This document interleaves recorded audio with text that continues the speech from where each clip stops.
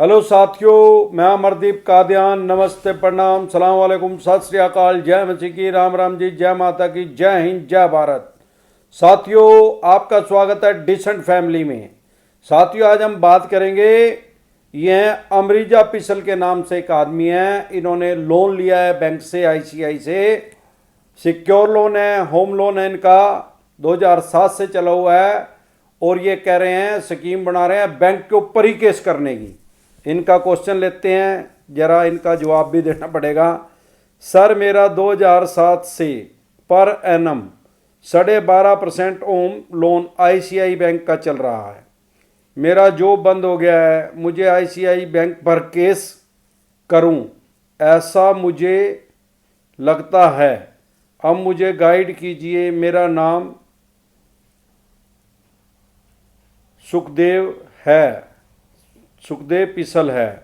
Mobile number आगे। भाई साहब देखो, ऐसा है, सबसे पहले तो मोबाइल नंबर आपने दे दिया। मेरे पास एक दिन में सैकड़ों कमेंट आते हैं, मैं जवाब सबका देता हूँ। हर आदमी को टेलीफोनिकली आपकी समस्या का समाधान या किसी का भी मैं कर नहीं सकता, क्योंकि मैं खुद से ही बिजनेस व्यापार काम धंधा करता हूँ। मेरे पास इतना टाइम ही नहीं होता। जितना टाइम मिलता है, जो मेन टॉपिक होता है उस पर वीडियो बना देता हूँ, और नहीं तो आपको पर्सनली हर आदमी को जवाब जरूर देता हूँ, डिसेंट एडवाइस जरूर देता हूँ। आपका जो क्वेश्चन है ये भीड़ से बिल्कुल ही अलग है। मतलब 2007 से आपका लोन चला हुआ है, इसका मतलब 3, 10, 11, 14 साल हो गया आपका केस चलते हुए। होम लोन है आपका, तो ये लगभग पूरा ही होने वाला और होगा। अब आप कह रहे हैं कि आपकी जॉब चली गई, आपसे किस्त नहीं भरी जा रही। अब आप कह रहे हैं मुझे कोई रास्ता बता दो कि मैं बैंक के ऊपर ही केस कर दूं। अरे भाई साहब, बैंक के ऊपर कैसा केस होएगा? मेरे को ये नहीं समझ में आ रही। वो बैंक ने कोई बुरा थोड़ी कर दिया आपका। भाई साहब, आपको पैसे दे रखे हैं, आप मकान में रह रहे हो, उसने पैसा दे रखा अपना, आप उसको किस्त दे रहे हो, उनने आपको पैसा दिया तो आप उसका ब्याज दे रहे हो। ऐसा कोई केस नहीं है जो आप बैंक के ऊपर ही कर दो। ऐसा कोई केस नहीं है। ऐसा हो सकता है कि एक महीने में 4-5 बार या ज़्यादा बार वो आपका ईसीएस लगाएं, तो उनकी कमी है, फिर तो आप केस कर सकते हैं वो कंज्यूमर कोर्ट में।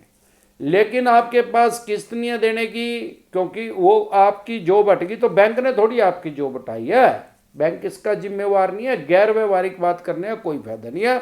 मैं हमेशा डिसेंट एडवाइस देता हूँ आपको, वैसे ही इनलीगल सलाह दे दूँ आप केस कर दो, ये कर दो, आपका पैसा भी खराब होएगा, उससे कोई फायदा नहीं। पहली बात तो वो केस एक्सेप्ट ही नहीं होएगा कोर्ट में, और हो भी गया किसी तरह से उल्टा सीधा वकील ने कुछ लेके लिखवा के लिख भी दिया, तो आपका 100% लॉस होएगा।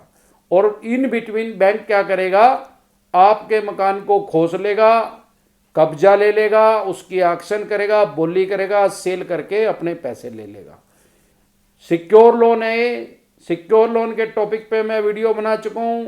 आप सिक्योर लोन डिसेंट एडवाइस लिख दें, आपके पास वो वीडियो आ जाएगी, उसको देख लें, आपको समझ में आ जाएगा बैंक के पास क्या राइट्स हैं।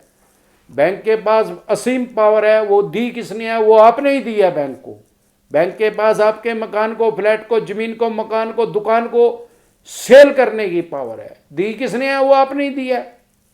तो आप वो वीडियो देख लें, आपको अच्छे से समझ में आ जाएगा। फिर भी कोई दिक्कत परेशानी हो तो दोबारा से आप कमेंट कर लेना।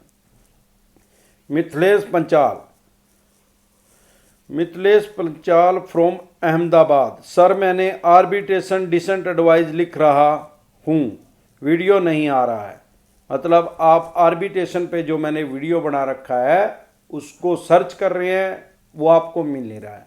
भाई साहब, आप वहाँ लिखें, अभी आप क्या लिख रहे हैं? Arbitration decent advice. आप उस पर लिखे आर्बिट्रेटर डिसेंट एडवाइस, तुरंत आ जाएगा। 1 मिनट भी नहीं लगेगी, 10 सेकंड के अंदर आ जाएगा, 2 सेकंड के अंदर ही आ जाएगा। आप वो लिख ही गलत रहे हैं, इस नाम से मैंने वीडियो नहीं बना रखी, तो आएगी कहाँ से? हाँ, वो आर्बिट्रेशन के टॉपिक पे ही है, लेकिन जो इनका ऑफिसर है उसका नाम है आर्बिट्रेटर, तो मैंने आर्बिट्रेटर के नाम से वो वीडियो बना रखी है। सिंह सोरे, सर जी नमस्कार। आप बिना कोई फीस के लोगों को अवेयर करते हैं, हेल्प करते हैं। गॉड आपके ऊपर हमेशा कृपा करे। वेरी वेरी थैंकफुल सर जी।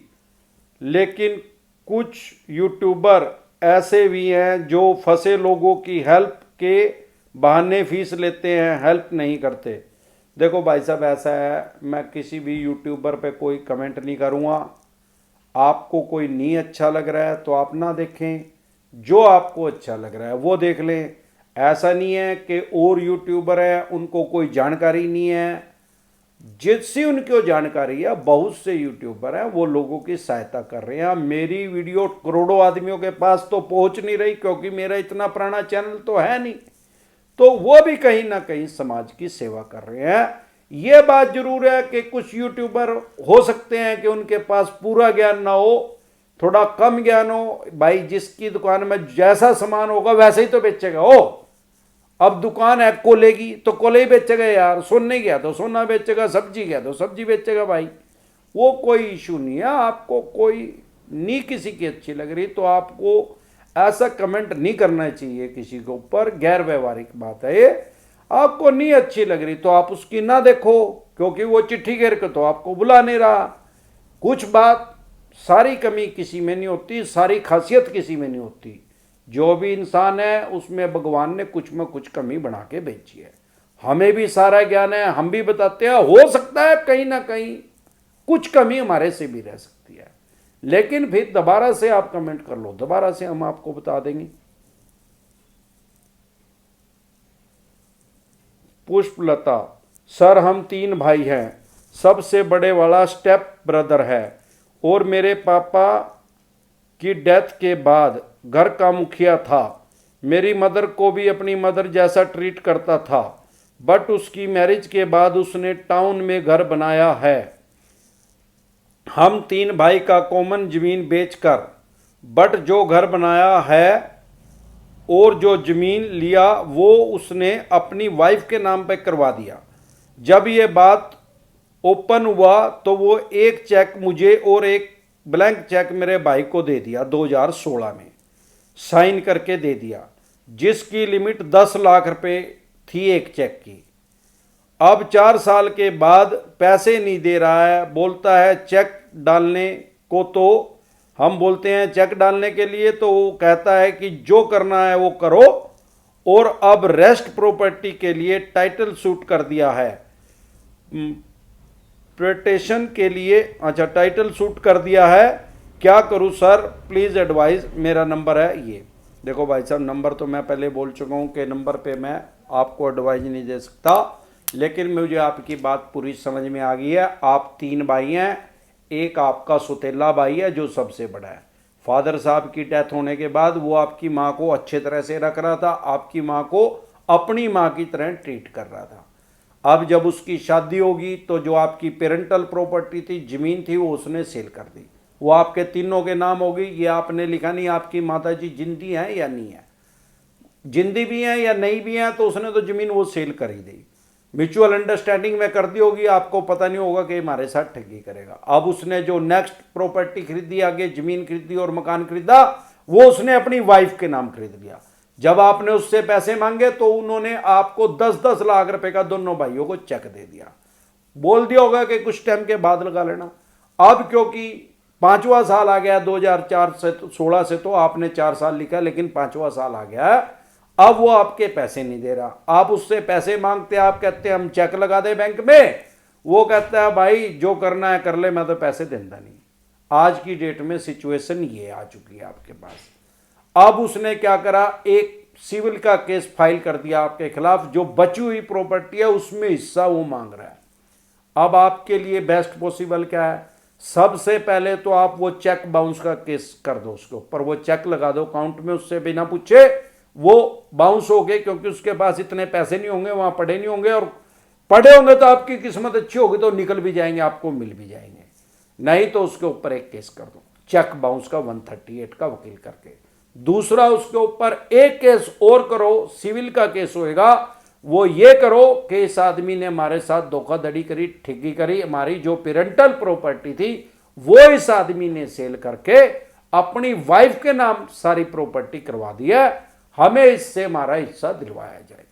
अब वो कहेगा भाई ये तो मेरी वाइफ के नाम है, तो आप उसमें एक क्लोज डाल सकते हैं कि भैया आपकी वाइफ के नाम है, 2016 में आपने खरीदी है, आपकी वाइफ ये बताए कि पैसे कहां से आए थे खरीदने के लिए, जितने की रजिस्ट्री है, पैसे इनके पास आए से कहां से, क्योंकि उन्हीं डेटों में आपकी वो जमीन बिकी होगी और लगभग 1-2 महीने के बाद उन्होंने वो जमीन खरीदी होगी, तो वो कन्फर्म हो जाएगा कि उस आदमी ने वो प्रॉपर्टी बेच के ये प्रॉपर्टी खरीदी है। तो जो हिंदू उत्तराधिकार अधिनियम है उसके तहत आपको आपके पैसे, आपका हिस्सा मिल सकता है। लेकिन एक बात मैं हमेशा डिसेंट एडवाइस देता हूं, ये चलेगा बहुत लंबा। आप ये सोचे 2 महीने में, 6 महीने में, साल में, 2 साल में डिसीजन आ जाएगा। सिविल के केस में इतनी जल्दी डिसीजन नहीं आता, 5-7 साल तो लोअर कोर्ट में ही लग जाते हैं, माननीय सुप्रीम कोर्ट तक जाते जाते 30-35 साल लग जाएंगे। लेकिन हो सकता है जब आप कोर्ट में चले जाएं तो शायद वो दबाव में आ जाए या पंचायती तौर पे आपको आपका पैसा रिफंड कर दे।